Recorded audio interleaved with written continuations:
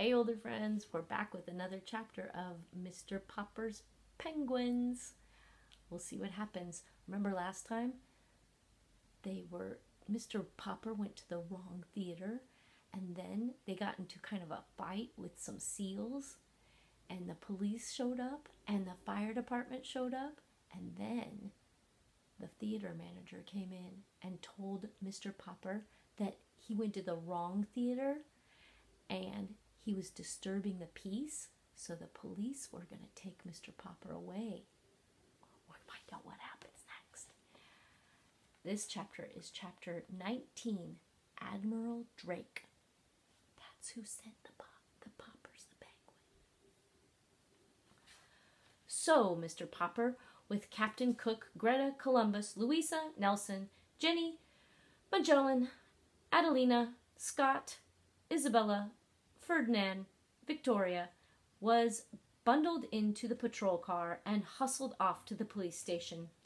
None of his pleas could move the desk sergeant. "That theater manager is pretty mad at you the way you busted into his theater, so I'm holding you here. I'm going to give you all a real nice quiet cell. Unless you furnish bail." Bail is money that you pay to get out of jail. "I'm putting the bail at $500 for you and $100 for each of the birds." Of course, Mr. Popper did not have that much money on him, and neither did Mrs. Popper when they telephoned her at the hotel. The hotel bill was paid for several days ahead, but she had no extra money. The check for the final week's salary was not due until the end of the week. Indeed, it was now looking as if the Poppers would never see that check, since they could not get the Penguins out of jail long enough to put on their act at the Royal Theatre. If only they had gotten in touch with Mr. Greenbaum. Mr. Popper knew that kind man would have gotten them out. But Mr. Greenbaum was somewhere in Hollywood, out on the Pacific coast, and the Poppers had no idea how to reach him. It was very dull for the birds in jail. Wednesday came, and there was still no word from Mr. Greenbaum. Thursday, the birds began to droop. It was soon apparent that the lack of exercise, combined with the heat, might prove too much for them. There was no more tricks or merry games. Even the younger birds sat all day, dismal silence, and Mr. Popper could not cheer them up. Oh dear, the Penguins and Mr. Popper are in jail, just because they went to the wrong theater. And now us birds are getting a little sick, aren't they? It's too hot in there.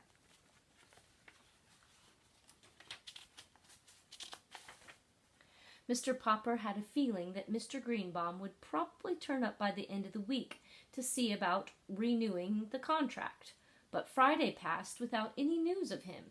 Saturday morning, Mr. Popper got up very early and smoothed his hair. Then he dusted off the Penguins as well as he could, for he wanted everything to look as presentable as possible, just in case Mr. Greenbaum should appear.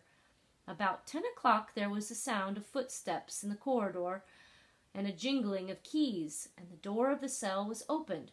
"You're free to go, Mr. Popper. There's a friend of yours out here." Mr. Popper stepped out into the light with the Penguins. "You're barely in time, Mr. Greenbaum," he was about to say. Then, as his eyes became accustomed to the light, he looked again. It was not Mr. Greenbaum who stood there. It was a great bearded man in a splendid uniform. Smiling, he held out his hand to Mr. Popper. "Mr. Popper," he said, "I am Admiral Drake." "Admiral Drake?" gasped Mr. Popper. "Not back from the South Pole?" "Yes," said the Admiral. "The Drake Antarctic Expedition ship returned yesterday. You should have seen the reception New York gave us. You can read all about it in today's paper, but I read about the trouble that you were having over the penguins, and so here I am. I have a long story to tell you." "Could we go to the hotel and talk about it?" asked Mr. Popper. "My wife will be anxious to see us back." "Certainly," said the Admiral. And when they were all seated in the Poppers' room at the hotel, with the penguins clustered around to listen, Admiral Drake began. "Naturally, when I knew I was coming back to America, I thought about the man who I had sent the Penguin. It takes a long time to hear things down there, and I often wondered how you and the bird were getting along. Last night the mayor had a dinner for us, and I heard about the wonderful Trained Penguin Act you had been putting on all over the country. This morning I picked up the paper, and the first thing I read was that Mr. Popper and his 12 penguins were still being held in jail." "But 12 penguins, Mr. Popper! How on earth—" Then Mr. Popper told how Greta had arrived to keep Captain Cook from being lonely, and how the little penguins had grown, and how the clever little band had saved the day for the Poppers, and when things looked very bad. "It's amazing," said Admiral Drake. I've seen a lot of penguins in my time, but never such educated ones as those. It certainly shows what patience and training can do. But now, to get to my point, Mr. Popper, you probably know that I've explored the North Pole as well as the South Pole." "Oh, yes," said Mr. Popper respectfully. "I've read books about your Antarctic and your Arctic expeditions." "Well then," said Admiral Drake, "maybe you know why the explorers prefer the South Pole." "Could it be on account of the penguins, sir?" asked Janey, who had been listening very hard.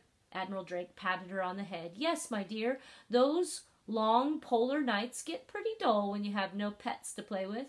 Of course, there are polar bears up there, but you can't play with them. Nobody knows why there are no penguins at the North Pole. For a long time the United States has been wanting me to lead an expedition up there for the purpose of establishing a breed of penguins. I must come to the point, Mr. Popper. You've had such a remarkable success with these birds of yours. Why not let me take them to the North Pole and start a race of penguins up there?" Just then Mr. Greenbaum and another gentleman were announced. They shook hands all around and were introduced to Admiral Drake. "Well, Popper," said Mr. Greenbaum, "too bad about the mix-up over the theaters, but never mind. Here's Mr. Klein, who owns the Colossal Film Company. He's going to make you a fortune. You'll be a poor man no more, Mr. Popper." "Poor?" said Mr. Popper. "I'm not poor. These birds have been earning us $5,000 a week." "Oh, $5,000, said Mr. Klein. "What's that? Pin money. I want to put those birds in the movies, Mr. Popper. We've got a story department working on stories for them already, while I'll put each one of those birds under a contract that'll keep you and the missus on Easy Street for the rest of your lives." "Papa," whispered Mrs. Popper, "I don't want to live on Easy Street. I want to go back to Proudfoot Avenue." "Better consider, Mr. Popper," said the Admiral. "I can't offer you anything like that.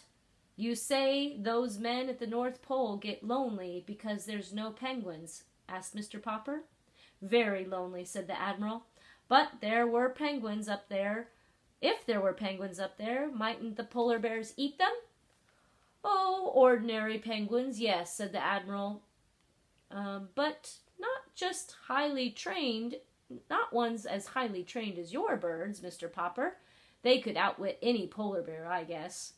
It was now Mr. Klein's turn to speak.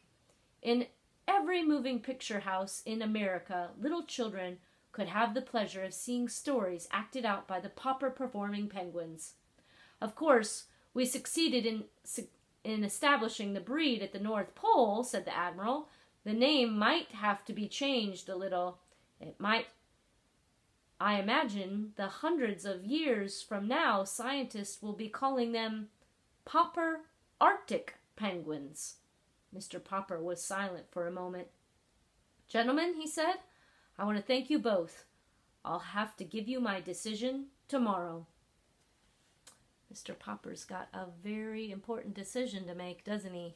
He needs to decide whether he's going to let Admiral Drake take the penguins to the North Pole, or he could put the penguins in the movies with Mr. Klein, and he could make a lot of money. But he wouldn't make any money if he sent the penguins with Admiral Drake to the North Pole. He has a hard decision to make. Which one would you choose? We'll find out what Mr. Popper chooses next time when we read the very last chapter. Chapter 20. Farewell, Mr. Popper.